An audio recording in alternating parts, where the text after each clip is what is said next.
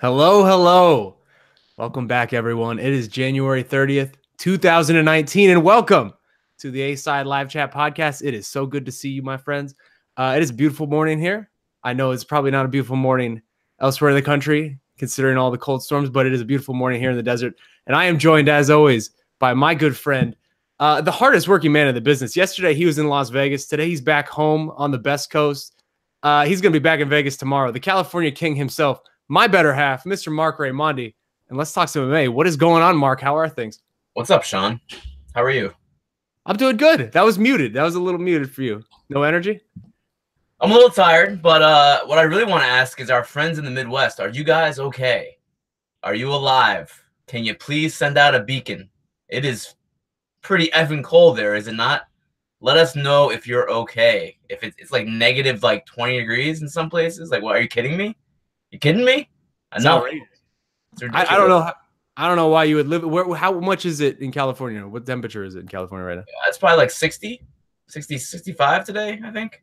Something like that. Yeah, we're hovering around like 68. It's pretty good. Not negative 30. Are you kidding me? What's going on? Get out of there. Craziness, man. Well, we have a loaded show today. We have a ton to talk about, and we don't have a lot of time to waste. So let's get right to it.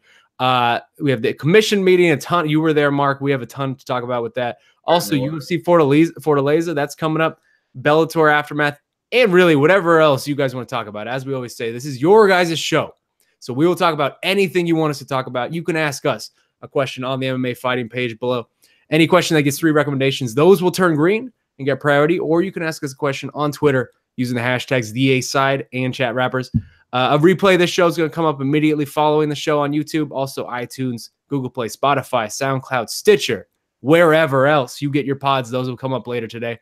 And hey, Marc, with that, let's get to it, man. We do not have time to waste. First question is coming from the MMA fighting page from KLev21, who wants to know about Khabib Nurmagomedov. 500 large, he asks, in all caps. Guys, isn't that excessive? Shouldn't Khabib just say, I won't fight in Vegas anymore? So he's talking about Khabib Nurmagomedov obviously getting fined $500,000 yesterday, along with getting a 9-month suspension that can be reduced to 6 months with a PSA, of course. The Nevada Athletic Commission loves their PSAs. So, Marc, just off the top, yes, $500,000, is that fair? That's a lot of money.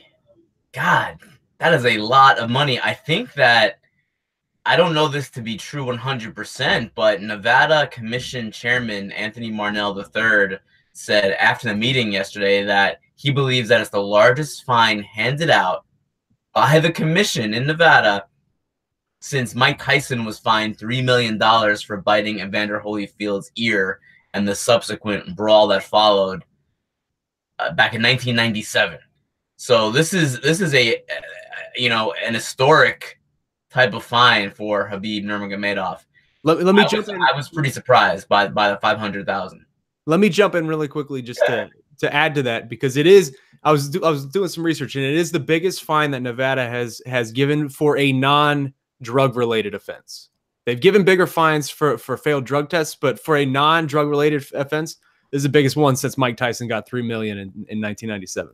Right. Yeah. It's substantial, man. I was surprised to hear that, but I was also somewhat surprised to hear that the suspension was as short as it could be if Khabib does the PSA. I thought it would be a hard 9 months or maybe even a year. So that was shorter than I thought it would be, and the fine is substantially more than I thought it would be. It's a lot. It's a lot of money. And Kalev, our commenter, right? Kalev21 is asking, won't Khabib just not fight in Vegas anymore? It's not that simple. He is suspended. His license to compete in MMA is suspended until he completes that fine, until he pays up, essentially. And that doesn't mean he just can't fight in Nevada. It means he can't fight anywhere that is governed by, or I guess overseen by, the Association of Boxing Commissions. As of right now, Khabib, as of yesterday's meeting, Khabib's license to compete in MMA is suspended, and it will not be taken off suspension until the end of that 6 or 9 months, and if he completes that payment. And that goes for everywhere in the ABC. He can't go fight in New York. He can't go fight anywhere like that until he pays up that fine. So it's not that simple. So I'll address the question at hand then, because to me, that is excessive. I will say $500,000 is excessive, and I'll caveat that with it makes sense in one capacity, right? Because if you just break it down, it is, I think, 25% of his disclosed purse, or a percentage around there. Math was never my biggest. Not math was never my strong suit, but 25%. That's somewhat consistent with past similar instances in Nevada. But as we mentioned at the top, I mean, it is still basically one of the larger fines for a non-drug related offense in Nevada history. You have to go all the way back to 1997 when Mike Tyson bit the ear of Evander Holyfield and he got fined $3 million. And then since then, the biggest one that I could find was Bernard Hopkins for his weigh-in brawl that we've all seen video of against Winky Wright back in 2007. He got $200,000 fine for that. So this is more than double that. And honestly, man, it feels like such a dramatic overreach. It feels like the commission more or less just saw an opportunity to get theirs from the most successful fight in mixed martial arts history. And I think this is one of the things, because I've been thinking about this since yesterday. This is one of the things that bothers me the most about these state athletic commissions. And I know that's your beat, so I won't put the onus on you to like criticize them in a real way like that. But all of this is so arbitrary to me. I mean, there's literally no oversight and no guidelines, no rubric from any of these commissioners for anything to go off of. They come up with this number, and they could have come up with any number they wanted to and just forced it through. This is the same commission that tried to suspend Nick Diaz 5 years for weed and successfully fined Julio Cesar Chavez $900,000 for weed a few years ago. It is all so arbitrary and capricious, to use a terminology from our friend Lucas Middlebrook. It is an amount that they can pick out of thin air, completely up to the whims of basically these hyper-connected people in Nevada who have nothing to do with the actual sport. And it's very ridiculous to me, especially like an instance yesterday where they just come up with a number, 500,000, that makes no real sense. And also, I want to add, what is this anti-bullying PSA stuff? Who is this for? Because this stuff kills me. Because like, who is the target audience for this? They made the same order to Conor McGregor back for the UFC 202 bottle throwing incident. Did you ever see that PSA? Did you ever see any footage of Conor McGregor giving an anti-bullying PSA that cost so much money? No, I never saw that. So what is this? What is this for? Who is this for? This doesn't seem to be a real thing. Sure it is. There's one thing worth noting, Shaun, is that this was actually the agreement that the commission came to with Khabib's team. Sure. So Khabib's team actually agreed to that fine. They agreed to the anti-bullying PSA, and they agreed to that 9-month or 6-month suspension, depending on the completion of that PSA. So it wasn't like he went in front of the commission and did that whole dog and pony show and then they decided upon it. Had he done that, I think he probably would have gotten a shorter fine, but this is what they agreed to. And I have a feeling that they agreed to a bigger fine if he's able to come back sooner. Although now it seems like maybe he won't come back sooner after all. So the whole thing is weird, honestly. But my point, I guess, is there's no actual oversight. Sure, they can negotiate and they can try to come to terms, but if the NAC just wants to say that, hey, you're going to give us $500,000 and they're not willing to budge on it, there's nothing more that Khabib Nurmagomedov can do. There is no oversight, and the whole thing just feels so ridiculous every time we have to go through this. For me, at least. Well, he could then take them to Nevada Circuit Court and file an appeal that way. That is a possibility. That's always up something that they could do. Sure, but then how many hundreds of thousands of dollars more are you just spending to perpetuate that with lawyer fees and et cetera, et cetera? That is very true. I mean, let's address it really quickly. The report coming out of ESPN yesterday. Before we do that, I wanted to add another instance of a fine that was not nearly as much as this one. Zab Judah in 2006, I believe, or 2007, was fined $250,000. 2006. When he got into a fight with Floyd Mayweather's team. Oh yeah, that's a good one. That's a good one. That was $250K. So through Ariel Helwani, our old friend over at ESPN, Khabib Nurmagomedov's manager Ali Abdelaziz is effectively saying that Khabib is not going to fight now until after the suspensions of Zubaira, It's Tugov and I do not know how to say this guy's name. Abubakar Nurmagomedov. Abubakar, yeah. Until those suspensions are up, which is effectively a 1-year suspension, so that would be middle of October. What are your thoughts on that? I mean, look, Khabib has said from the very beginning that he is loyal to his team. He made that very clear from the jump. Literally in the days following UFC 229, when news came out that Nevada was also going to try to sanction his teammates like Tukugov and Abubakar Nurmagomedov, or Abu Bakar. It might be Abu Bakar. So he's been true. He's been consistent in this whole process that he was going to stand up for them. Even saying, remember at one point that if the UFC cuts these guys or cuts Tukugov, because Nurmagomedov, the other Nurmagomedov, is not in the UFC, he said he's going to leave the UFC. He said he doesn't want to fight again for the UFC. So he's been consistent throughout this process, and apparently he's also paying for those $25,000 fines that Tukugov and Abu Bakar got at the commission meeting yesterday. So this is not entirely surprising.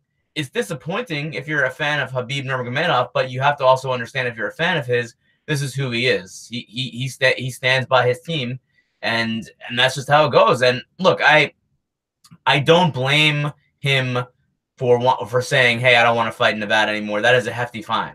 If you don't trust that if something goes wrong, that they're not going to treat you fairly, and they believe that they're not treating him fairly, whether or not I agree with that or not, I don't blame him for saying, you know what, I'll take my chances fighting in New York from now on, or California from now on, rather than Nevada. Now, whether that holds or not, I don't know, because Nevada is still the place. Las Vegas is still the place to fight. There's no state tax. You can make the most possible money fighting in Las Vegas. That's just how it goes. That's why most of the big UFC fights are there. So we'll see how it goes. It's again, as a fight fan, do you want to see Khabib Nurmagomedov as soon as possible? Absolutely. But this is who he is, and he stands by his people, and that's how it goes. This is not they stood. I think he feels like they stood by him. They came to his defense. They went to war with him that night after the fight was over, and he is returning that loyalty. Sure, and I can understand that. And I guess my frustration with it is the lightweight division is the best division in all of the sport. It is the most deep division, is the most talented division. It is just rich with matchups that I would love to see. And it has been derailed since, when did Conor win the title? 2016? That's right. Yeah, so it has effectively been derailed for going on 3 years now. And if we go the entirety of 2019, which was more or less if we waited till November without another title shot, at that point it'll be a 13-month span without a title fight. That's just not tenable, man. That's just not tenable. You need to get this division going, and it's so backlogged at this point. You see guys like Dustin Poirier and Tony Ferguson on social media just so frustrated with their inability to really make forward progress in this division. And I mean, I don't know, man. I don't know. So because I wonder if that will actually hold true, because I have spoken to sources close to Khabib Nurmagomedov who indicate to me that might not be as hard and fast of a declaration as it seemed. It seemed more of that he was speaking out of emotion. I mean, it felt to me that he's certainly angry by it all, and that's what he wants to do. But I think he and his team understand that this division cannot be held, just put on hold for basically another year plus. And I think they understand that. I wouldn't be surprised if Khabib's team works out something with the UFC and we see him back sooner than November. Though maybe that is me just projecting, because I really do not want this division, the best division in all of sports, in all of this sport at least, to be held up for another 13 months without a title fight. It can't afford that. We have too many fights that need to be done before then. Yeah, I agree. And just one last thing for me, just to make it perfectly clear, whether or not you agree with that $500,000 fine, and it is a hefty one, there are no victims here. There are no victims here. Khabib Nurmagomedov jumped out of the cage after UFC 229 and could have ignited an enormous riot. And in some cases, he ignited a little bit of a mini riot, a melee inside the cage and outside the cage. So he's not a victim in this circumstance, whether or not you agree with that fine. And I don't agree with it being that high, but he also brought a lot of this on himself. And you could also make the argument that McGregor brought a lot of this on himself too, by everything that he said beforehand, by the bus incident that he got arrested for. Yeah. You know, it's like everything has kind of beget the next thing, and so on and so on and so on. And it's just that whole build up to that fight and the post fight was just a spiral that got out of control, and it climaxed after the fight. And everyone was at fault for it. And everyone is kind of getting somewhat of a comeuppance, but maybe not as much as maybe it should have been taken care of before it got to that point. And it didn't, and here we are. You're right. There are certainly no innocent parties in this one. I mean, you and I were both there on that night. You remember sort of the riots that maybe not riots is the right word, but the fight circles of just different fans concourse, by the food court in T-Mobile Arena, people getting slept. I mean, just getting pummeled. It was a wild night. Yeah, yeah. That was inside the arena. That was outside of the arena. It really felt for about 20 minutes that the crowd was going to just take that energy and just do whatever they wanted with it. But hey, let's keep it moving on the show today. Next up, sticking with the Nevada Commission meetings. This one's coming from Farah Puera, who asks on the MMA Fighting page, Job Jones dumpster fire. That's hard to say. Why is it so hard for fans to accept facts? He writes, either they are incapable of comprehending information that is easily digestible, or they are so emotionally invested and can't handle the truth. So they just stay willfully ignorant. Farah Puera is coming hard at fans right now. No evidence of microdosing / re-ingestion. Why? Because no shorter midterm metabolites were found. How hard is that to understand? Also speak to the irony of the situation. If it wasn't for USADA and Jones's passport, he would have gotten close to a life sentence. So Farah Puera is coming really hard at the fans right now, Mark. In general, what do you think? What were your takeaways from that Jon Jones meeting? And what do you think? Do you feel like this issue has been properly explained and understood, I guess, throughout what Farah Puera is saying, where you see these arguments still erupting on, MMA fighting and Reddit and et cetera, et cetera? I mean, look, you know this and I know this, that I have tried very hard since this story broke in late December to explain what is going on the best I can. And I'm continuing to do so. And I tried to do it yesterday during the meeting. And I had an article also this morning that came out, the 5 takeaways from the hearing yesterday. Excellent article. Y'all should check it out. Thank you. And I feel like the one that was published the day of UFC 232 was pretty much as in-depth as it's going to get as far as right now on this topic with Jon Jones. It's a complicated one, and there's a lot of gray area, man. Like I mean, I've done a lot of reporting on it, and I still don't know a lot of things, and even the scientists don't know a lot of things.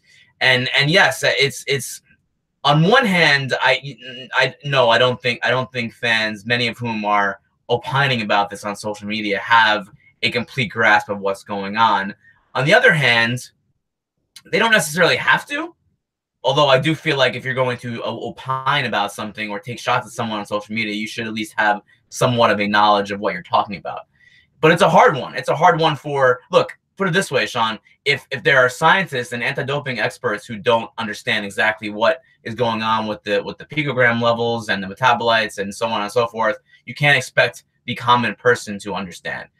The one thing, and it's more than one thing, but one major thing that I want to point out is that people are getting hung up a lot on picogram levels and how much is in a system. And from everything that I've been told by experts and scientists is that the actual level is not that important. What's important about this whole situation is that all they have found in the last 18 plus months in Jon Jones' system is the M3 long-term metabolite. That's the only thing they've found. And that means they have not found a medium-term metabolite. That means they have not found a short-term metabolite. And that means they have not found a parent compound in that time. Which is why the scientists have said, because they have not found anything that would indicate he took that last week or he took that 2 weeks ago. That's why they're saying there's no evidence of re-administration. That's why they're saying that it couldn't be necessarily microdosing, because they just haven't found a parent compound. If you microdose, you're not going to get automatically the long-term metabolite. It has to be in your system for a while for only the long-term metabolite to show up. So that's the biggest thing. There are still plenty of questions, Shaun. I mean, the biggest one for me is there's a 10-month gap where Jon Jones was not tested. I was going to bring that up. Exactly. He was not tested in between October 2017 and August 2018. And to me, that is that real gray area where we have no idea if he was or was not doping. There's no evidence that he was, but there's also no evidence that he wasn't, because if he were, the only thing that scientists and experts have come to a definitive conclusion on is that he has not taken anything new since August 2018 until now, because they have the drug testing data to support that. And what I'm saying is they've only seen that long-term M3 metabolite. They haven't seen any shorter-term one from August 2018 until December 2018. There's still that M3 metabolite hanging around, but it's the long-term metabolite that there's no evidence that there's anything new in there, because there's no shorter-term metabolites. This is a complicated thing, man. This is not easy stuff. But that's why scientists are saying that we can't say that he took anything for sure, because all we're seeing is that long-term thing that has been in there for a while, not something shorter term where it would have indicated that he took it recently. So I'm laughing because you said one of the phrases that I wanted to talk about. You said no evidence of, and that's something that's been repeated a lot throughout this. And so I want to talk about that, but also just to revisit the 10-month gap thing. I just have a question of I understand generally USADA's general philosophy that, they don't want to prioritize individuals who won't be eligible to compete for a while because they have limited resources and they need to use those resources for whatever else. But just generally, how does this one really make sense, especially in this case, given everything that surrounded Jon and everything that we've sort of been through with this guy over the last, 4 years? How is this the athlete that you're allotting like a 10-month lapse in testing to? Like that to me, just on a fundamental level, that doesn't make any sense. No, that's absolutely right. 100%. They botched that one. They made a mistake, and I think that that's pretty much been acknowledged. I think that basically what they have said in defense is that this is an inactive. What Jeff Nowitzki said the week of UFC 232 is basically fighters that are on suspension are not necessarily a priority for USADA to go test. They have a certain budget, they have a certain amount of tests they need to do, and because they're inactive and they're not fighting anytime soon, they're not on the priority list as far as testing. I understand that, but they treat everything else on a case-by-case basis at this point. 100%. If Jon Jones is Anthony Smith is then banned for the rest of his career. He's not getting this chance to do all of this and see all these new research. So if you're doing everything else by case-by-case basis, why wouldn't you do that as well by a case-by-case basis? But I want to go back to what we were talking about, where saying this no evidence of microdosing or no evidence of reingestion. Even our friend Farah here used that in his question, and that's wording that's sort of come up a lot in this. Yes. And it's very specific wording for a reason. Because yes, there is no evidence of any of this, but you could also very easily turn it around in the other way, and it will still be correct, where there's no evidence of none of this, or no evidence of no microdosing, or no evidence of no reingestion, because that is also true, because there is very little in the actual way of hard evidence of any of this. So like you said, because phrasing on this is very specific for a reason, the science on the M3 metabolite in Jones is so underdeveloped. It's honestly a little stunning, to just be real with it, man, because oral turinabol is illegal, and thus it is illegal to perform actual studies on it. So everything we're going off of for all of this is based on literally one study done by one Russian scientist, Gregory Rodchenkov, back in 2012. One study. Right, and some of these and I am no member of the scientific community, but even I know that one study done by one individual is not enough to prop up as some sort of new gold standard. And it's funny in a way, because what are we talking about really, man?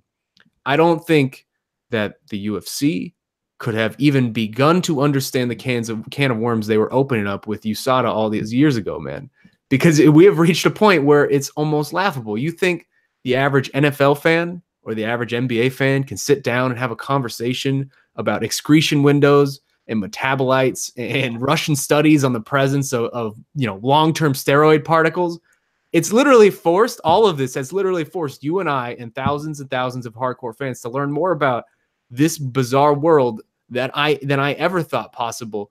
And what's more, there's kind of, if we're being honest, there's really no end in sight, right? Because this case is special because it is Jon Jones. And like we said, if this was Anthony Smith who had that N3 metabolite in his system, that a metabolite that just wouldn't go away, you and I both know that Anthony Smith would be given a lifetime ban from competition, whether from USADA or Nevada Athletic Commission or something. But because it is Jon and the resources that he has and what he means not only to the sport as a whole, but to the UFC in particular, nothing about the way his case has been handled is even remotely close to how cases like Lyoto Machida or Tom Lawler. I do want to challenge you there because Grant Dawson had the same issue, the UFC fighter Grant Dawson, and he was ultimately cleared by USADA after investigation. But was that not during the same time frame as all of this? It was during the same time frame as all of this, and it took a long time for them to figure that out because again, this is very new. This is very new science. But I guess that's my point, man. Where we it's fine because it seems as though Jon Jones has become like a test case, basically. Yes. Yes. But my point, I guess, is that in a similar situation, Lyoto Machida or Tom Lawler or one of these other guys would not be even given the opportunity to become a test case. They would have just been given the suspensions. And guys they would become guys who lost out on basically entireties of their career for literally nothing. And I'm not even faulting Jon in particular. I guess I'm just faulting the mechanisms that surround him because they are all quite ridiculous. All of this. I mean, just even take, for example, USADA deciding not to inform California of Jon's adverse test findings before the December 11th licensing meeting. Like, for real, think about that. Like, USADA specifically knows that Jon has 3 adverse test findings over the last several months, and they specifically do not tell that to the Athletic Commission when they are about to weigh whether to license Jon. Oh yeah, that's one of the most egregious things in this entire. That, to me, the biggest stories of this is the 10-month gap in testing and the fact that USADA did not tell CSAC about these findings. And I thought Bob Bennett did a good job questioning Jeff Cook from USADA about that yesterday. The fact that CSAC had no knowledge of the abnormal findings in Jon Jones drug test results in time for their December 11th licensing hearing was huge. Because had they known at that time that Jon Jones had these picograms per milliliter of the steroid metabolite in his system in August and September, I don't know if they license him on December 11th, especially if they don't also have that scientific testimony from Dr. Daniel Eichner and some of these experts. If they're going in just with that information that, hey, this guy has that stuff in his system, they're not licensing him on December 11th. Andy Foster told me that flat out. They would not have licensed him if they did not have that letter from the scientists ready for that meeting. So this whole story could have been way different if they knew, right or wrong. And ultimately, of course, CSAC did license Jon Jones and did allow him to fight at UFC 232 because they had that scientific testimony. And now the Nevada Commission is essentially doing the same thing with that scientific testimony, and they're agreeing to let him fight at UFC 235. But the fact that USADA did not tell CSAC, and I thought some of the things that Jeff Cook from USADA was saying yesterday were wrong. They didn't feel like that CSAC had jurisdiction over Jon Jones at that point. I don't understand how they could say that when the case was still pending. He hadn't even paid his fine yet with CSAC. He was still under the jurisdiction from July 2017. Absolutely, USADA should have told CSAC about that. Yeah, I mean, some of his statements were just generally not a good look.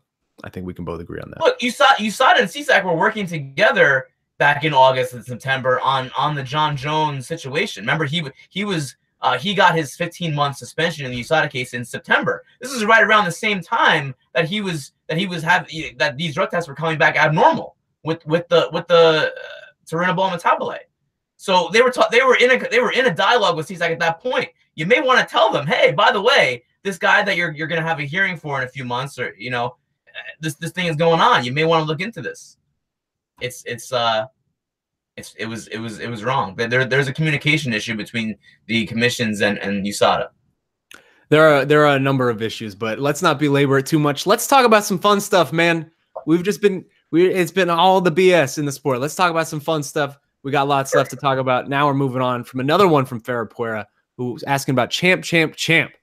Out of all the champs, who has the ability to become a triple champ and who is most likely to be first? My money would be on GSP if Dana wasn't in the picture, is what he writes. So let's talk about some actual fights, Mark. Yeah. Right now we have, I think, 4 champs? Daniel, Amanda Nunes, George St. Pierre, Conor McGregor. That's right. Those are the active ones who have the capability of doing this. Who would you put your money on out of those 4 to become the first triple champ? Or would it be someone out of left field who maybe hasn't even gotten to that double champ status yet? Tough one. And I don't think it'll happen anytime soon for anyone, unless that 165-pound division opens up, and that could change a lot of things. In which case, if that were to open up, I could say, even though Khabib Nurmagomedov only has 1 title, I could see him winning titles in 3 divisions. I think that Conor McGregor is already a double champ, right? Well, wait. What would be the 3? 55, 65, and what? 70. Well, 70 wouldn't exist at that point. I don't know that for sure. I think they may still keep 70.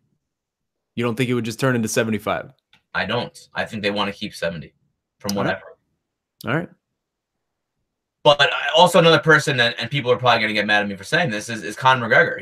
He's already won the 145. He's already won the 155. If they open up a 155-pound division, there's a pretty good chance they're going to give Conor McGregor the opportunity to win that title, in which case he would have a path, and he could certainly win that title too. So I would say those 2 guys would probably be the top picks right now. But I don't unless they open that division up, it would be much harder. Well, Conor would always be the answer, just on based, like you said, on opportunity, and that's really because he would get the opportunity no matter what. So he would be the most viable. But for me, I would side with Pharaoh here. I think GSP. I think if 65 opens, that is a viable path for George St. Pierre to get that 3rd title. And the only thing I'll say about that is that I don't think the UFC is trying to do George St. Pierre any favors. Well, that's yeah. But hey, we'll see. Let's keep it going. Yeah. Back to the comments from our pal Lucian. Holloway's Irish tweets and evolving online trash talk. Best of weeks as always. Thanks, Lucian. Always so pleasant in the beginning of his. I know. I'm assuming you saw the tweets Max Holloway was sending from his Ireland, which is an interesting turn of phrase. I think that was a typo. Where I especially love the Jameson plug as a subtle form of trash talk. Thinking on it, I realized that I've seen more varied ways of fighters trash talking each other online now. As a year or 2 ago, it felt like a lot of fighters were just trying to replicate McGregor. Do you think this is a fair assessment? And if you agree, do you also find refreshing and more personable from the fighters than the weird stuff before? I would certainly agree. I mean, I don't know the exact term, but Max Holloway's I don't know the exact quote, but Max Holloway's whole Ireland trip has just been fantastic to me. All of the little subtle subtweets and jabs that he's throwing out. The one that caught me the most was the Jameson tweet, and he said one of his lines in the middle of it was like it's been here for 200 something years and not a watered down trend or something like that. It's so good. It was really good stuff. It was really good stuff, and I applaud that kind of subtle, dry trash talk. Yeah, man, the creativity. I think there was definitely a trend around the 2015, 16, 17 years where a lot of fighters were seeing sort of the waves Conor was making, and I think trying to replicate it on some sense. And I think in the past year or 2, we've seen guys sort of take a step back from that and realize that doesn't really work for most people. Like Conor is a very specific, particular individual when it comes to that skill. He is much better at promotion and just off the cuff trash talk than most. A lot of guys can't do that. So it's been interesting to see sort of the creative ways that fighters have been trying to use trash talk. I think with all of the changes that are going on in the world with social media and all these various platforms, fighters have so many different ways to get their message out now than they used to. So I certainly can appreciate someone with the creativity like a Max Holloway to put something out there like that. I am all for that. I'm all for a better form of trash talk because I'm pretty sick of everyone just calling each other bitches and pussies. I think that day should be in the past, and it should get better. Let's do a better job, everyone. Language, Marc Raimondi, language. I'm just pointing out what the 90% of MMA trash talk features, and maybe some other homophobic slurs as well, and you can throw that in. That's pretty much MMA trash talk. I would all be for Max Holloway's more sophisticated version of trash talk. It's a little more wholesome. I don't know. It's digestible. I mean, look, it's clever. It's clever. Yeah. Well, hey, let's keep it moving. You can't really do that in a press conference, but I mean, that's why there's all these platforms, right? That's right. Well, hey, let's keep it moving. Next up, let's talk about this past weekend, man. Bellator. Would the UFC have Ryan Bader back? This one's coming from Stonerhead. Ryan Bader. Bader, yeah, that's right. After becoming Bellator's first champ, he writes, would the UFC dig deep into their pockets if Bader becomes a free agent in 2019? So I'll jump right in and say no. The UFC, I think, is done with Ryan Bader. They got their worth out of him. They got their experience out of him. I feel like they are past that chapter. But I will say, man, this past weekend illustrated to me more clearer than I think it's ever been illustrated.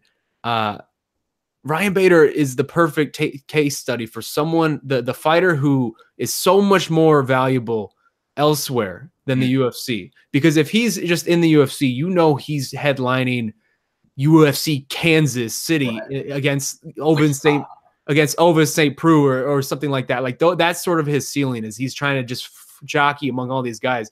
He goes to Bellator. He's getting opportunities to do all sorts of creative things. He's fighting Fedor. Like he basically won that heavyweight tournament without getting punched.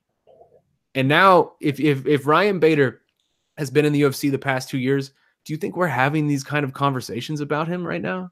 Because we're definitely not. We're not having any conversations about him, probably. You're not wrong, man. You're not wrong. He's the perfect case study for why it is so important to have a B league, or not a B league, but a B to UFC's A. But also just how the opportunity for that could do so many positive things for so many other fighters who maybe are not those, championship or number one contender type of guys, but those mid-range guys, the number 3 through the number 8s in the rankings. Those guys can do really well elsewhere outside of the UFC, and that has never been more clear than this past weekend. Yeah, absolutely. And I think Ryan Bader has completely changed how people thought about him when he was in the UFC. I think that Ryan Bader was always one of the best 205 pounders in the world, and now he's proven that more so, and he's won the heavyweight title, and he's won that tournament, like you said, without even getting touched. And he beat tough guys like Matt Mitrione and King Mo. And look, Fedor, say what you will, he's 42, but still knocked out Frank Mir, still knocked out Chael Sonnen, and still has a little bit left in him. Obviously, Ryan Bader is in the prime of his career right now, and he took out Fedor pretty quickly, but that's not his fault. That he's just fighting the fights that are lined up in front of him. He's making decent money, if not very good money. He's got his sponsors that he can wear in the cage, and he's got really good sponsors. So I think Ryan Bader is sitting pretty right now, and he's got future good fights in front of him. And I know he was on Ariel Helwani's show on Monday talking about fights with Chael Sonnen and Tito Ortiz, and more power to him, man. Look, if you can make money fighting those guys, I have no problem with that. You just fought in a very tough heavyweight tournament. If you want to go fight Tito Ortiz, who already has beaten you, go for it. I'm all for that. I would watch that. I think he's in a good spot. I don't think, like you said, the UFC would open up the pocketbook for him if he's a free agent. And I don't think he'd want to go back. I think he's pretty happy where he is, and there's more to come. And I think that I think it's cool. Like you said, I think that this could be an example for fighters who kind of get lost in the shuffle in the UFC, who are headlining, like you said, some of these just random fight nights in the middle of nowhere. No offense to Wichita or Boise, Idaho, but yeah, I mean, Bader headlined the Forum in Los Angeles. That's pretty cool. Against Fedor Emelianenko. Fedor, yeah. I will add one thing really quickly before we go. I also feel like he is an interesting example of how we should not give up on guys so quickly, or write guys off or place guys sort of in a box so quickly, because he said something very interesting to me in the aftermath of that fight, where he didn't even understand how to throw a jab until he fought Rashad Evans. And I think that was maybe like 2014, 2015. He had already been in the UFC for a good 6-7 years at that point. And the book on him always was he's such a boring fighter. Man, he just ran through this tournament knocking out two people in less than a minute and then just utterly dominating Matt Mitrione. He really has started to come into his own in his mid-30s here. And he's just an example to me that we can't put these guys in a box so soon, because it really is fluid. These guys still learn. These guys still evolve. This version of Ryan Bader now is so vastly different than the version we saw 4 years ago. It's just incredible, man. And all more power to him. He's out there getting flat purses without win bonuses, just getting all of his money, getting his sponsorships, getting 2 titles, winning tournaments. He's living the life. 100%. Let's move on to another question from the MMAfighting.com comments from Dizzy Dwarf, a regular here on the A side. UFC Fortaleza.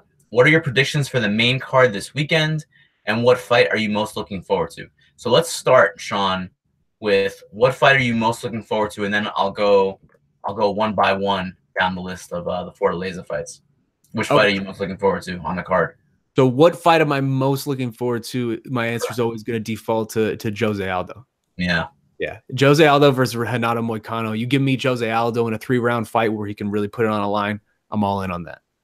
Yeah, I can't disagree with you. That's probably the fight that I'm most looking forward to, but I will give a shout out to Damian Maia versus Lyman Good, which I find incredibly intriguing to see where Damian Maia is at this point in his career. And if Lyman Good can make a little bit of a run, the first ever Bellator welterweight champion who is on the upswing, who's had some kind of ups and downs in his career, is if he can beat Damian Maia, he's in the upper echelon of welterweights all of a sudden. So that would be a cool story.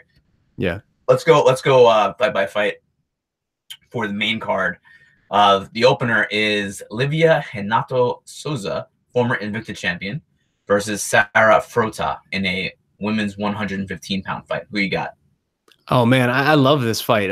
Livia's probably a guy. Souza. I'd always watch her. For people who don't watch Invicta, they may not know much about her, but she is ferocious. She used to be Invicta champion.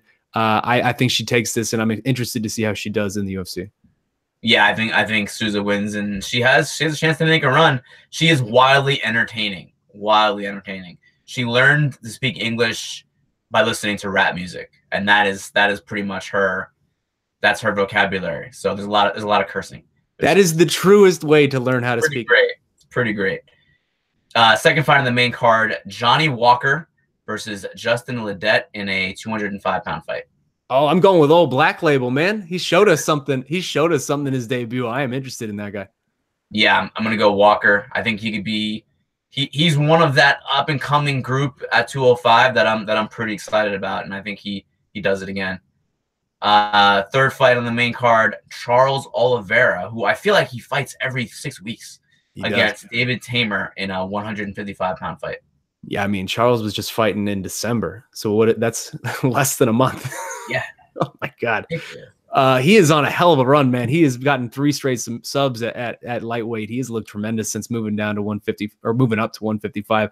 I don't know why he insists on continuing to try to go back down to 45. I love the UFC continues to book him at 55. I'm going to take him. I think he could become a guy at 55. He is intriguing as hell. Submitting Jim Miller the way he did in about, 75 seconds? That is no easy task. It feels like he's been around forever, but I think he's finally really hitting his stride at 55. He's only 29 years old. He's got 3 submission wins in a row. Yeah, I'm picking him against Tamer, although it's an interesting styles clash because Tamer is a really exciting striker. That's a pretty good one too. I'm excited about that one as well, but I'm going to take Oliveira by submission. To the third from the top fight at 170, the aforementioned Damian Maia versus Lyman Good. I'm taking Maia. I'm taking Maia. I'm gonna go with Lyman Good. I think that he can do it. I think that Maia is on the downside finally after many years. I think he's finally starting to show his age, and I think Lyman Good has a big right hand and could clip him with it early and make things interesting. So I'm gonna take Good by decision.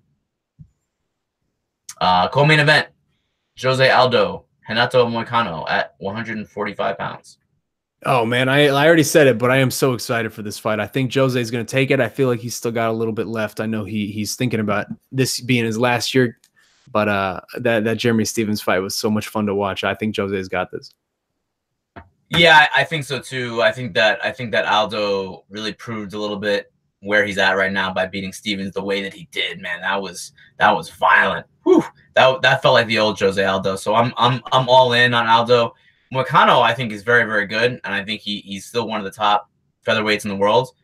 But I'm gonna pick Aldo here because he's Jose Aldo, and maybe his last fight at featherweight, maybe he moves to lightweight, and who knows what happens after that. But it's gonna be an interesting few months and I guess year plus for Aldo to see where he's at. Only 3 fights left on his deal, I guess. Main event: Rafael Assunção versus Marlon Moraes in what very well could be a bantamweight title eliminator. So I have a little rant on what you just said. Will you indulge me? Will you indulge me on this? No. Let's just move on. Yes. What do you got? So this fight should be a #1 contender fight, right? We don't know whether it is, and that bothers me. I'm gonna go on a limb and say that's probably not. I probably agree with you, and for me, coming from a Bellator week, this is sort of where I appreciate Scott Coker's candidness and general willingness to actually like go out and promote his fights and his fighters. Because it's rare that we get into a situation with Bellator where we're searching for answers about stakes, right? The tournament of format, of course, kind of helps in that regard because it's obvious what everything means and what would be next. But even away from that, like it was pretty clear, and it was made pretty clear last week that Corrales versus Pico was probably a #1 contender fight. And I feel, to me, just establishing goalposts like that is necessary. We've talked about this in the past on this show, just to help make a fight more than just a random fight, if that makes any sense. Yeah. And there was a time where the UFC definitely did this. I mean, there was a time when we generally like understood, if not maybe the exact outline of a plan, at least like some kind of rough estimate of a blueprint of what the stakes for any given matchup would be. But that is so long past, and it hurts events like this, in my opinion. It's small shows where it's the random fight night from, like we said, Kansas or somewhere out in Europe or somewhere. Because just look at this fight, this main event, Assunção versus Moraes 2. That is a sensational fight. I love that fight so much. And by any regular metric, that should absolutely be a #1 contender fight. Assunção, 11 of 12. He's won. He's tied 1-1 with the champ. Probably should have already fought for that title. Moraes has won 3 straight. This is the definition of what a #1 contender fight should be. And that should be front and center. That should be what we're talking about. That should be blasted in every promotional anything. The winner gets a title shot. But instead, where are we, man? Can you and I just said it. Can you say with any degree of certainty that either of these men is next for TJ Dillashaw? Can you say I bet the winner won't get that title shot. Yeah. Can you say with any degree of certainty that this fight means anything at all other than just a placeholder? Like that the winner won't have to just fight a random ranked guy next after this just to keep his spot? Nope. It kills me, man. It kills me from a fight card perspective because this 6-fight main card that we just went through is everything you could really ask for from a random fight night. All 6 matches have some level of intrigue, but it feels like we care about this more than even the UFC does. Like, give us some stakes, man. Let us know what this means, because in the grand scheme of things, right now it doesn't mean anything. It's just another fight, and I love the fight, and all of that is a long-winded way to say I think Marlon Moraes is going to take it this time, but I would just wish it meant something more in the grand scheme of things.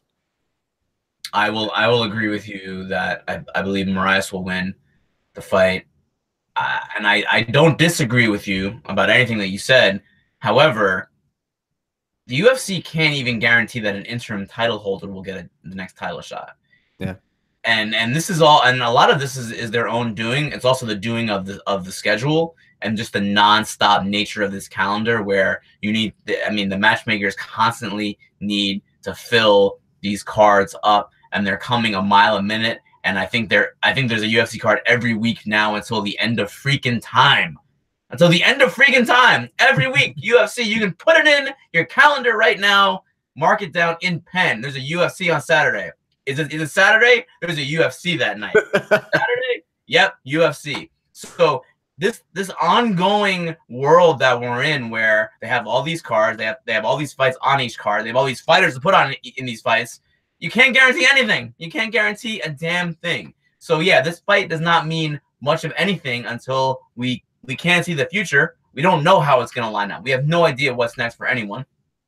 It's just, it's frustrating because there should be some kind of structure and some kind of build to something greater. That is when MMA is at its best. When here's a fight and we know that the winner is going to move on, and there's some significance, and there's some stakes. Doesn't even got to be for a title. There's just got to be some reason why we're doing this. Yes. The reason why we're doing this fight right now is, all right, these guys are highly ranked bantamweights, for whatever that means, because the rankings are a pile of dog shit. So who even knows what that means? So I mean, it's true. It's true. So there is subtle meaning in it, but there's not the kind of meaning that would really make people go out and say, you know what, I really got to see this fight because I want to see who is next for TJ Dillashaw. And that's not really the fault of Sean Shelby. It's not the fault of Mick Maynard. It's the fault of just this schedule where this is where we're at. And there are these spots you got to fill.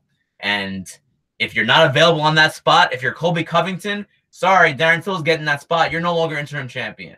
If you're, I mean, that you can go so on. I can go on for a very long list of how that's happened over the last few years, and that's where we're at.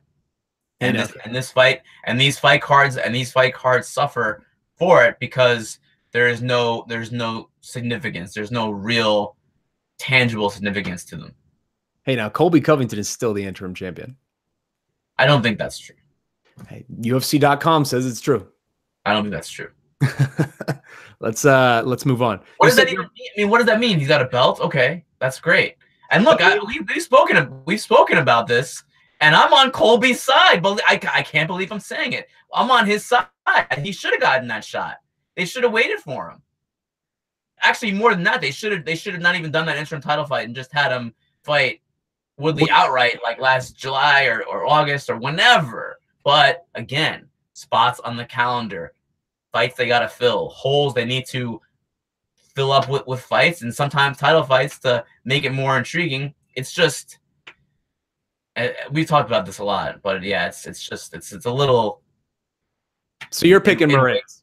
So you're picking Moraes. Yeah. So to make a long story short, TLDR, I'm picking Moraes. All right. Let's keep it moving. Next up on the MMA fighting page is coming from Eat My Shorts, who wants to know about Nate Diaz, the forgotten man. What do you make of all the chaos happening in the lightweight division? We got Khabib sitting out a whole year, 13 months to be exact, because he wants to return to MSG in November. Does he get stripped? Does an interim title belt get created? And if so, who fights for it? Will it be Tony versus Dustin? I cannot imagine. Tony is too eager to fight another interim title. Thoughts? On top of all that, we got Kevin wanting to fight Gregor, Gillespie, Justin, the God of Violence, Gaethje fighting Barboza, and will probably fight of the year 2019. Ally Quintus stating he will only fight somebody in front of him, and Connor doing who the hell knows what. Thoughts? And lastly, I love that he's ending every sentence with thoughts. And lastly, this leaves the man I want back more than any other, the king of the 209, Mr. Nathan Donald Diaz. So do you think he will be back? And if so, against who? What does 2019 hold for Nate? Your thoughts. So we were asked for thoughts about 4 different times in that question. Eat My Shorts is cheating. That is not one question. That's like 7 questions. So let's talk about Nate Diaz. Come on, Eat My Shorts. I'll just give you a quick prediction. Do you think Nate Diaz fights in 2019? I do. You do? I do. I think he does. He wants to fight. He wants to fight. He said it last year that he wants to fight by May or June of 2018. It's now 2019. He was going to fight in November, most likely. That fight fell apart. He wants to fight. Now, I don't think the UFC is actively trying to get him to fight at this point, or trying to come to terms on an agreement that both sides agree with, that Nate Diaz agrees with financially. But he wants to fight. And I think that because of what we said earlier, Shaun, about how there are these fights that need to be filled, and there's a huge calendar out there, and there are main event fights, and more now maybe than ever, or at least in recent memory, the UFC has an onus on them to put big fights on ESPN Plus in main events, big fights on Big ESPN in main events, and of course they got to make their money in pay-per-view by putting those in main events. I think that eventually they're going to have to come to Nate Diaz and say, listen, we have this open spot in the main event somewhere. We'll give you what you want. Go fight this guy. I think that'll happen this year, because that's how Nate Diaz got that fight against Conor McGregor. He was just waiting around. He was on a yacht. Yeah, Dos those are Anjos falls out. You give Nate Diaz a call on 11 days notice. He takes the fight, and he becomes one of the biggest stars in the sport. I think that something similar to that will happen again. Those are different days, those, man. I hope you're right. I will say that I think he will fight in 2000. It's not different though. In fact, I think they need Nate Diaz more. They'll need Nate Diaz more than ever. They got to put big fights on. When I say they're different, when I say they're different days, I mean they were days. That was the Fertitta era, and I think they were more willing to work with guys with more demands than the usual fighter. Outside of like a Conor McGregor, like they're more willing to acquiesce to Nate Diaz's demands. I mean, the fight in November fell apart somewhat because there was too much going on behind the scenes, and Nate Diaz was asking for things, and it was just generally turned into a thing. And I don't know that the UFC wants to revisit that. I don't know that they're willing to. I think they're at this point they're gonna need him. I hope so, man. I hope you're right. I worry that at this point they're just at the point where they're just like, F that guy. We can just take the loss like they did with California, just take the loss and just keep on going without him. I hope we see him again though, man, because I said it at the top. This lightweight division is the best division in all of sport, and it is just so. It is such a clusterfuck at this point. It is completely. None of it makes any sense. Dustin Poirier is on Twitter just absolutely furious, and I can totally understand where he's coming from. Tony Ferguson's just been sitting on the sidelines forever. He needs to get something going. Nate Diaz, Dustin, Tony, Cowboy Cerrone, Connor, all these guys. Let's just get some fights going, man. Let's just get some fights going. I mean, I think, and I guess part of the question too was about Khabib. What if he sits out until November? Man, I don't know. I don't want them to strip Khabib Nurmagomedov because I think Khabib is the #1 lightweight in the world. I don't think he's sitting out till November. I hope he doesn't. But let's say he does. I don't want them to strip him. But this will be a case where I can understand an interim title if that were to be the case. I would be comfortable with it if you know that someone's going to be out for a year before defending the title. I'm okay with the interim belt. Don't want to see him stripped, but I would be okay with Tony Ferguson versus Dustin Poirier for the interim title. If you're Tony Ferguson, how the hell can you get convinced to take another interim belt fight? Like interim title fight? Because you need to get paid. That's what's available. That's what's out there. Dude, at that point, if I'm Tony Ferguson, I don't know that I accept another interim title fight. Because it's just like you already went back on your word the first time. Why would the second time be any different? But it's not any worse or better than taking any other fight in the division. I mean, interim title is an interim title. Sure. It's all about how much money they're going to offer him to fight. Interim title, whatever. That's nothing. That's a pawn. But if the money is right, who cares? That's easy for you and I to say when our goals and dreams and legacy is not dependent on getting this thing that you just can't even get an opportunity to get. I know, but he's got to fight. He's got to fight. He does. All of them do, man. Also, there's no guarantee that Tony Ferguson waits around to November and he's the guy that Khabib fights. I mean, Khabib has been pretty clear that Ferguson's like on his list, but he's not at the top of the list necessarily. I just hope it all works out and we get something soon. Let's keep it moving from the MMA Fighting page. This will be the last one from MMA Fighting, then we'll go to Twitter. This one's coming from loyal listener Lodovic. Yes. He wants to talk about Aaron Pico, one of the other big stories out of Bellator this past weekend. He says, or he writes, I'd say he's still the best young prospect in all of MMA, but man, does Bellator have to be careful with Aaron Pico's development. What is your opinion on what he has shown so far, his last fight, and what would you like to see from his team in Bellator to help him reach his true potential? Also, from a certain perspective, is it good for Bellator as a company that he lost, showing that there is some quality in their roster and giving them some time to develop the division? I mean, if he had just won on Saturday and then won the title, there would be nobody left for him to fight, and he'd want to go to the UFC, right? As always, thanks a lot for your great work.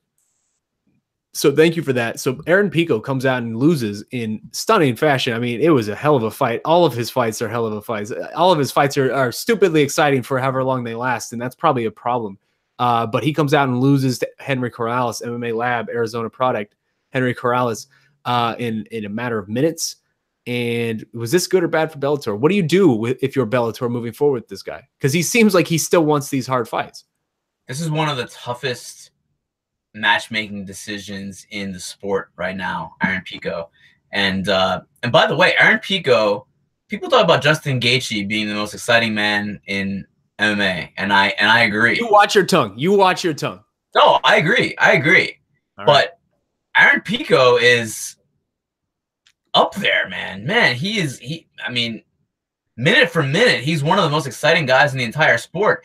And that's horrible. It's so bad. He shouldn't be. It's to the total detriment of him. It's bad. Look, I mean, as a fan, he's maybe the one fighter I've ever seen where my advice would be to be more boring.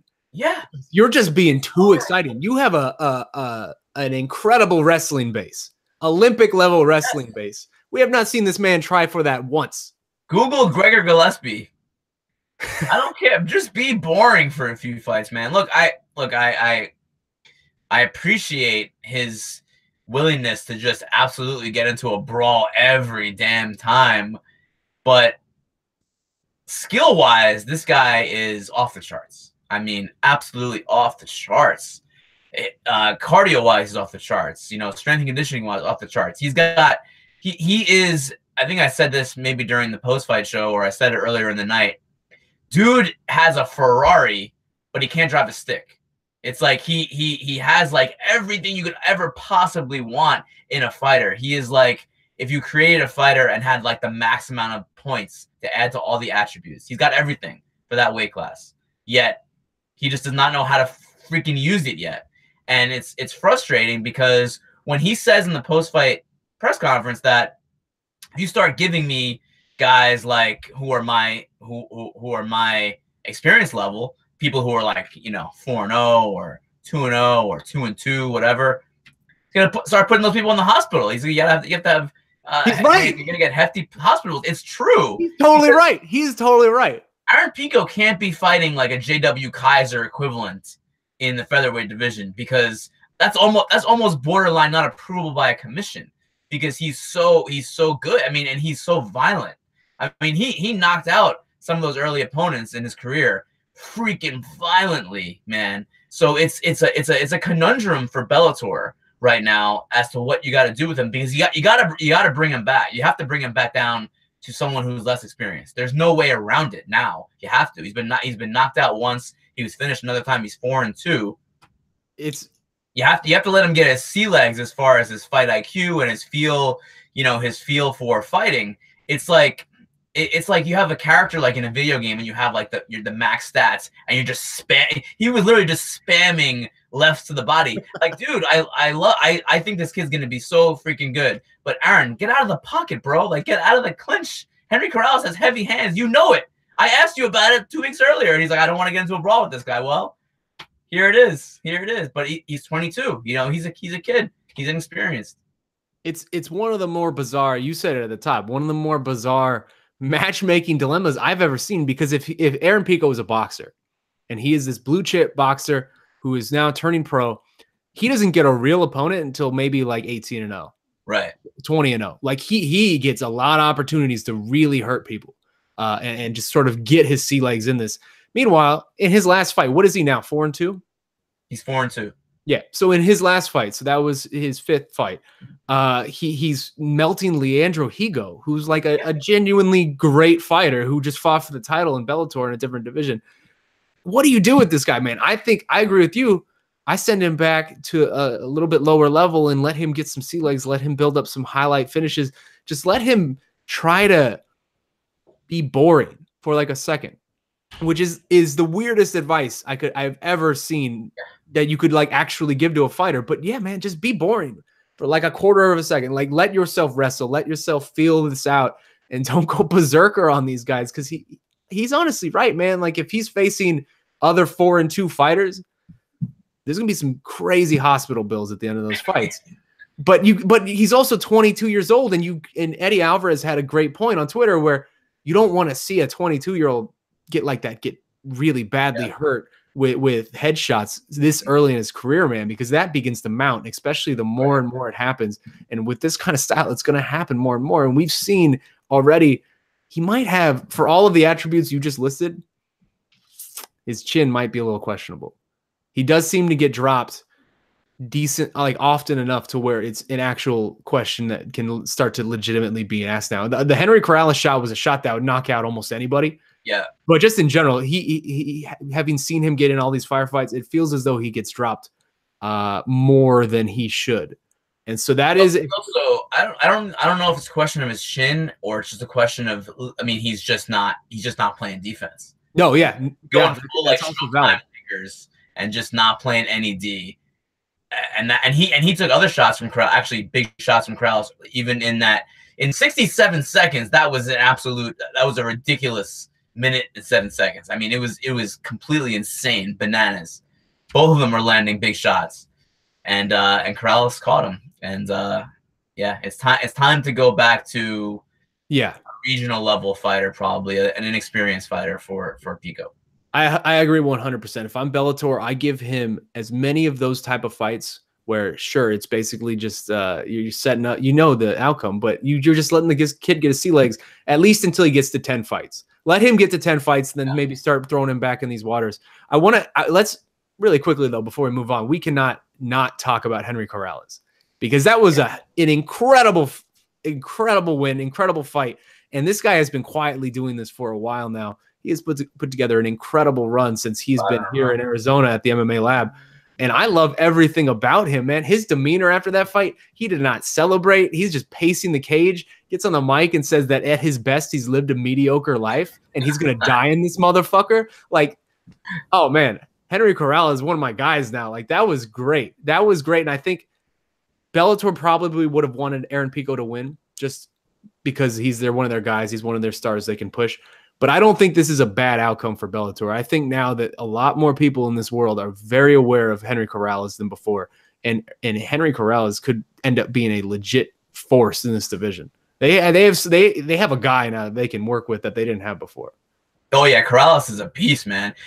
Casey, our videographer, our video director at MMA Fighting, was saying that he's kind of like Matt Brown, like he similar style, just similar demeanor, just does not give an F. He's like Chicano Matt Brown. He's like, Matt Brown was from like La Mirada, like LA County. Like that was what Matt Brown would be like. It's like a smoldering intensity to the way he speaks that's just real it's disarming, like it's unnerving. Yeah, and he's got some stories, and he kind of touched on it a little bit, where he got stabbed as a kid and tried to fight off guys with his skateboard. Like sounds like an East LA type story. But yeah, he's an interesting guy, and I hope Bellator gets behind him, because I want to hear and see more from Henry Corrales. Absolutely. And also, I will say the MMA Lab, I know I'm an Arizona guy, so I'm a little bit of a homer, but the MMA Lab has just been on an insane tear over the last maybe 14 months. I think their winning percentage at this point over the last 14 months is something like 85%. Like, they're just winning all of these fights, all of these big fights, and that camp has really come together well. Yeah, one last thing on Corrales. Go back for fans. Go back and watch his scrum in Long Island back in October after he won that fight against Andy Main, and guy lost like almost all of his teeth in a fight with Emmanuel Sanchez, and now he has fake. His whole mouth is like filled with fake teeth. And before fights, like, he goes in and gets like his teeth done again to make it look like that they're normal. And he can take out like all of his teeth, and he did it on camera. I mean, the guy actually fought and finished the fight with like all of his teeth getting knocked out. He's a crazy person. He's fantastic. He's a fantastic person. I love him. He is a crazy person. Let's move on to Twitter over here. You got any Twitter ones, or should I try to look for one? Maybe you should go, since I don't, just in case I don't mess up again like I did last week. Let's see. All right, this follows up from last week. This is coming from David Edmond at Mr. E Strange, who wants to know about something we talked about last week. He writes, A-side, what is bigger, Conor versus Diaz 3 or Conan versus Cowboy? I'm pretty sure you meant Conan. You said last week that Cowboy was the biggest non-title fight possible. I still think Diaz 3 is bigger. And now, so I want to address this first, because I got a lot. We put our little clip of that out on social media. You got some heat for that, Shaun. Yeah, I got a lot of feedback of people telling me don't forget about Nate Diaz. I mean, I got a Nate Diaz thing right up here, so I'm not forgetting about Nate Diaz. But I will say I still maintain I believe right now at this point in time that Conor McGregor versus Cowboy Cerrone would be bigger than Nate Diaz trilogy. And I say that purely because Nate Diaz has been so far out of the public consciousness for so long at this point. And you know me, I was the one advocating for Nate Diaz to headline UFC 230. So I know I'm not some Nate Diaz hater or anything like that, but he is so far out of the public consciousness at this point. And the way that the UFC brought him back for UFC 230 did not do him any favors, where they made him feel like it wasn't as nearly of a big a deal as it should have. He was in this co-main event when they didn't have a main event, and they kind of just trotted him out, then announced Conor Khabib right afterwards. Like the whole thing of UFC 230 made him feel even less important than he actually should feel. And so I feel if you bring Nate Diaz back right now for Conor, after Conor coming off of these losses to Mayweather and Nurmagomedov and all of the weirdness that's surrounding him, I don't feel like that fight is as big as that should be. Where if you have Nate Diaz fight one more time, or you even just reintroduce these guys to the public once at least, I think that fight is then the biggest fight in the sport. But at this point, Cowboy is on such a run. Cowboy's on such a crazy, momentous run, and he is still a big enough name, and he is legitimately a legend in the UFC at this point. I think that the mixture, the ingredients at this present moment would still make Cowboy versus Conor, I'm sorry, bigger than Nate Diaz, Conor 3. Right now. I disagree with you. I agree with all of those fans giving you hate on Twitter. I think that your premise is not wrong. Your premise is not wrong. However, I think it'll just take one press conference involving Conor McGregor and Nate Diaz to turn all of that around and make that another huge fight. I don't think Conor versus Cowboy is a small fight. I think that's a probably $1 million pay-per-view, $1 million pay-per-view buy type of fight. I think that Conor Nate 3 would exceed that just because those guys around each other is just money. I mean, it is there's that intensity that is rare to find among two rivals in the sport. The only two people that I can think of that could rival that in current day is Jon Jones and Daniel Cormier. So I think that even though I do agree that Nate Diaz has been not treated all that great by the UFC and they've kind of relegated him to be an afterthought, it would just take one press conference to get everyone really, really excited again for that trilogy fight with McGregor. That's fair. I mean, that's fair. I won't say you're wrong. I still believe though. I don't know. It feels like it's not the right time. And so maybe the answer would always. I would agree. I would agree with you that it does not feel like the right time right now. I think it could be bigger in the future, but I still think that is the biggest thing that Conor could do outside of the title fight. Maybe even the biggest thing that Conor could do, period, right now. And that's fair. That's fair. I don't know. That's fair. I still maintain my position, but I understand where it's coming from, and I guess it's not as big as it could and should be right now, but it still would be very, very big. Maybe the answer will always default to Conor Nate just because of what they bring when they are together, but who knows? Yeah.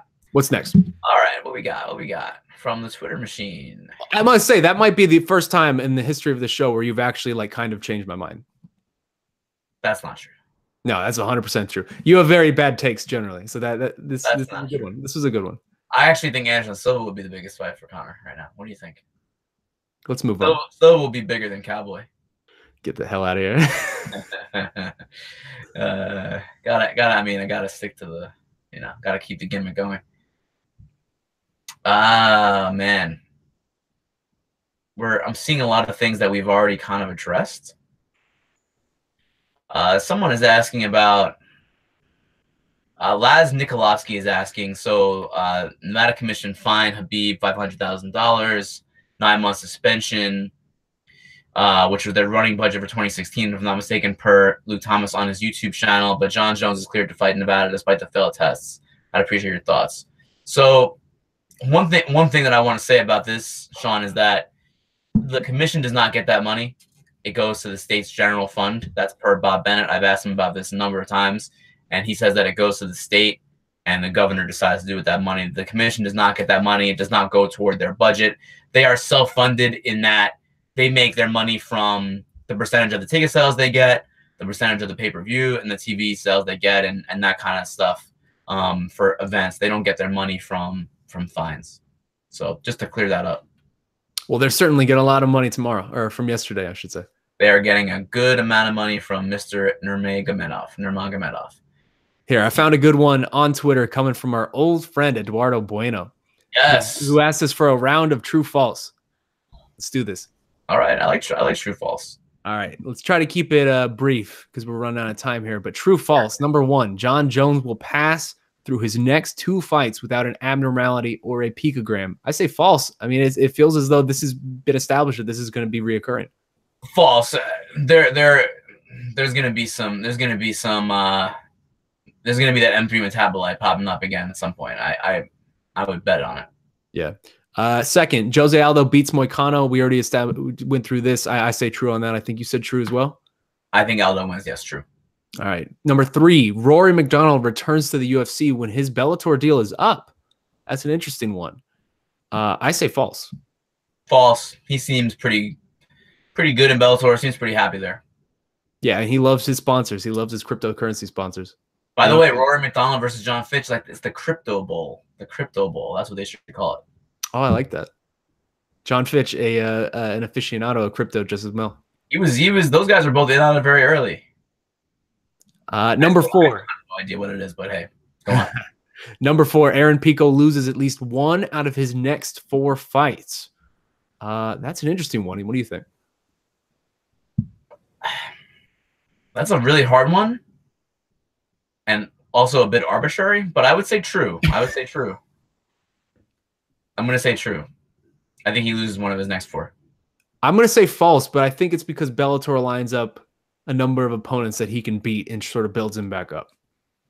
You just want tomato cans for Pico. You just want to line up some cans.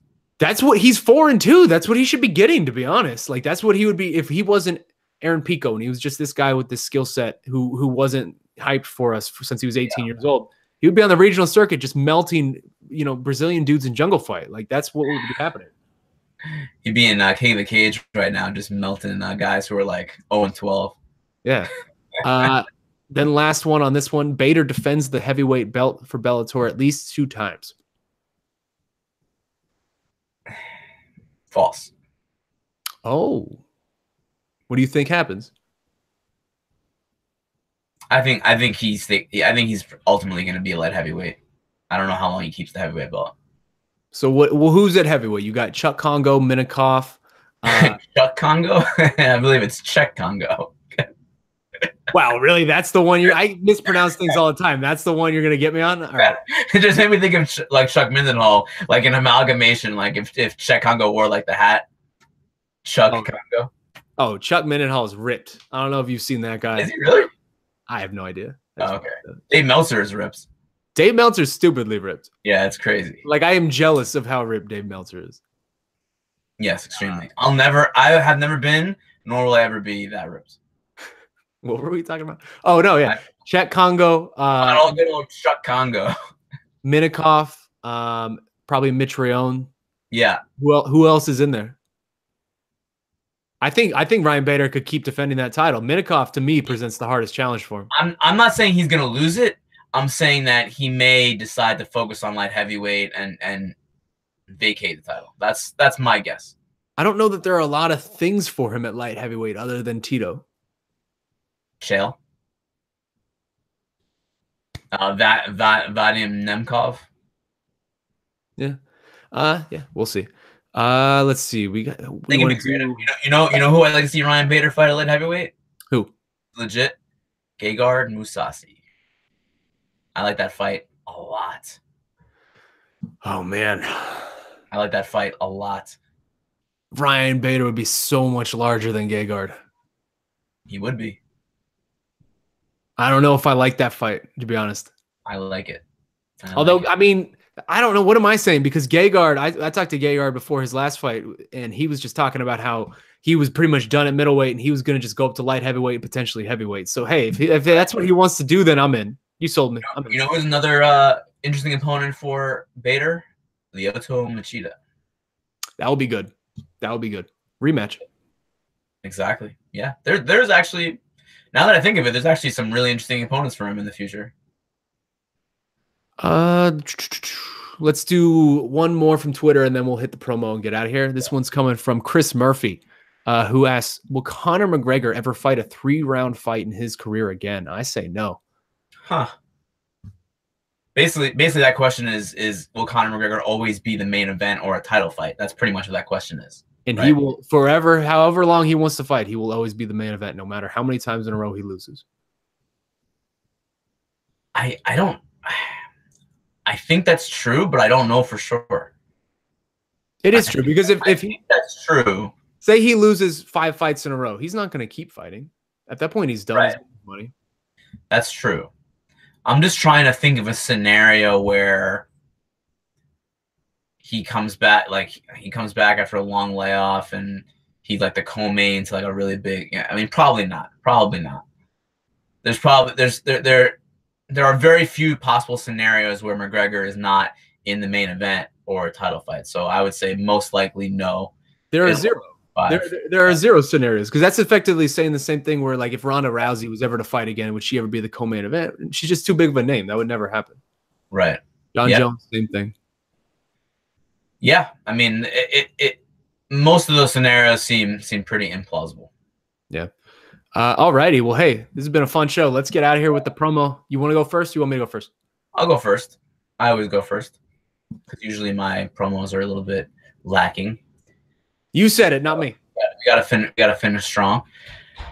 I'll keep this short, because we had the whole deal yesterday for many hours. But I did want to point out, because we are very hard on athletic commissions, which for the most part they bring upon themselves. But I thought that Nevada Athletic Commission hearing yesterday with Jon Jones was one of the better hearings that I have seen in some time, and probably ever. I thought that everyone on the dais, all the commissioners were informed, especially Anthony Marnell, the chairman.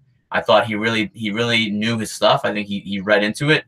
We've seen a lot of these meetings where the questions are like, well, there is no relevance. Why are you asking that? And there was none of that. And I was really impressed by the questioning. I thought Bob Bennett pressed the USADA rep, Jeff Cook, hard at times about why CSAC was not informed of the Jon Jones atypical findings.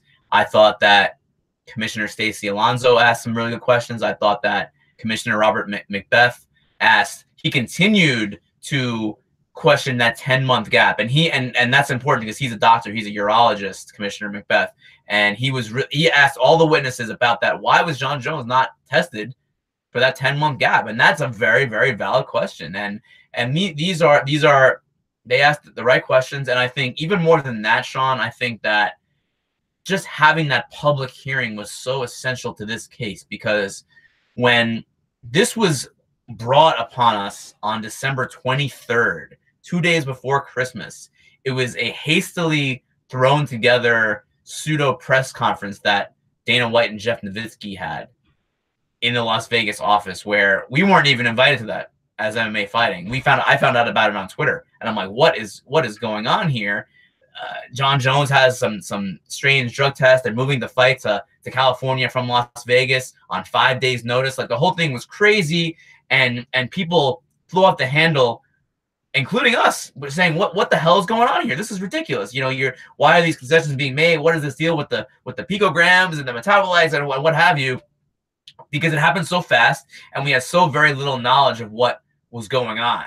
So I applaud the Nevada Commission for saying at that time, hey, listen, we're not going to say Jon Jones is suspended right now. We're not going to decline or revoke his license or decline his ability to get a license in Nevada. We're going to let him withdraw his application.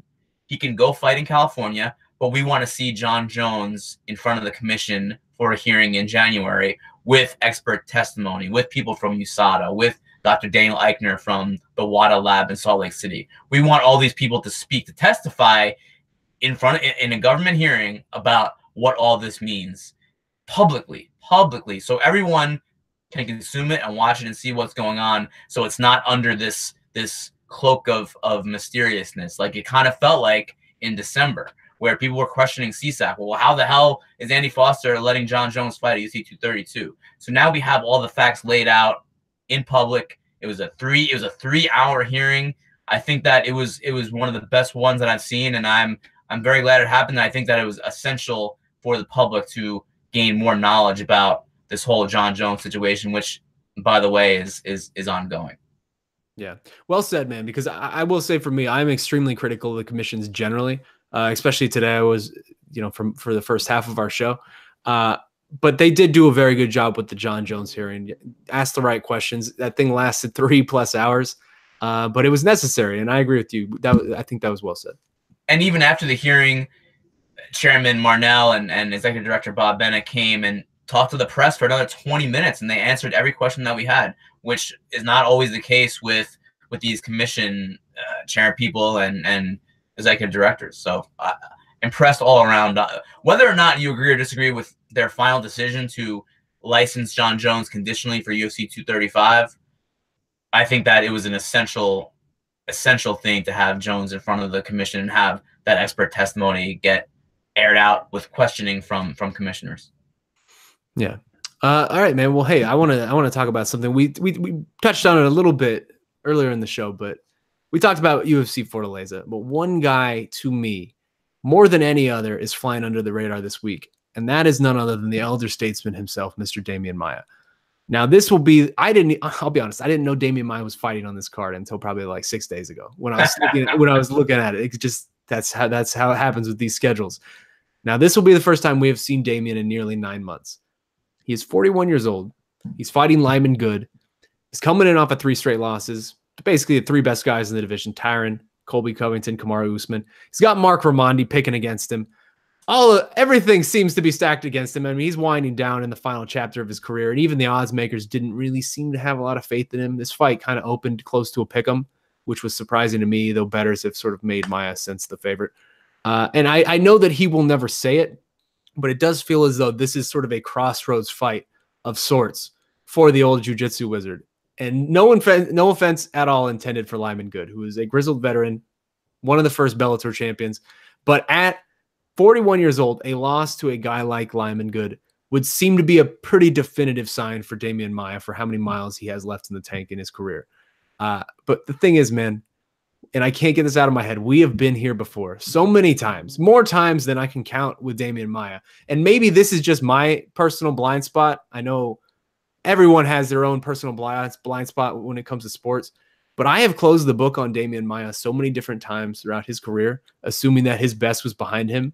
I mean, hell, his entire 6-fight stretch a few years ago when he took out Ryan LaFleur, Neil Magny, Gunnar Nelson, Matt Brown, Carlos Khan, and Jorge Masvidal, I'm pretty sure that I picked against Maia in every fight of those except for one of them, just the Brown fight. And like I said, I think this is just maybe my own personal blind spot. But this time around, I don't know, man. It just doesn't feel to me like this is the end. Lyman Good is damn talented, but I cannot bring myself to say it one more time that this is the end for Damian Maia. With my track record, I am sure I'll be wrong. And if so, it is what it is.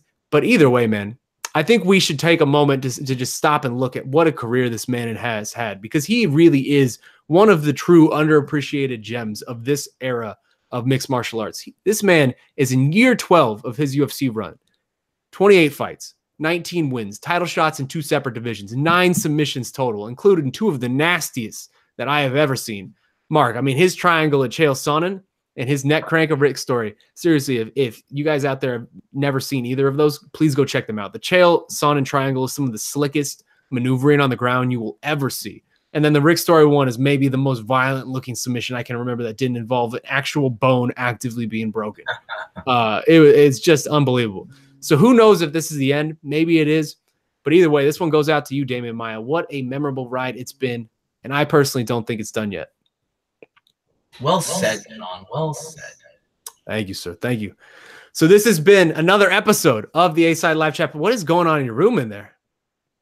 There's a gentleman dusting the hanging light, and it's shaking. You see the light? Yeah. Yeah. All right. Yeah, whatever. This has been another episode of the A-Side Live Chat podcast. Thank you so much for watching. As always, we will be back again, same time, same place next week, and we will have a ton to talk about Fortaleza aftermath. UFC 234 is sneaking up on us, man. That is Bobby Knuckles versus Kelvin Gastelum. That's going to be a good one. Adesanya versus Anderson Silva. Marc's going to finally make his pick. There will be a lot more. So thank you so much once again for joining us on this Wednesday. Replay of the show is going to be coming up right after. And hey, we'll catch you next week. Same time, same place. A-Side Live Chat Podcast. Have a good weekend, guys. Enjoy the fights. A-Side.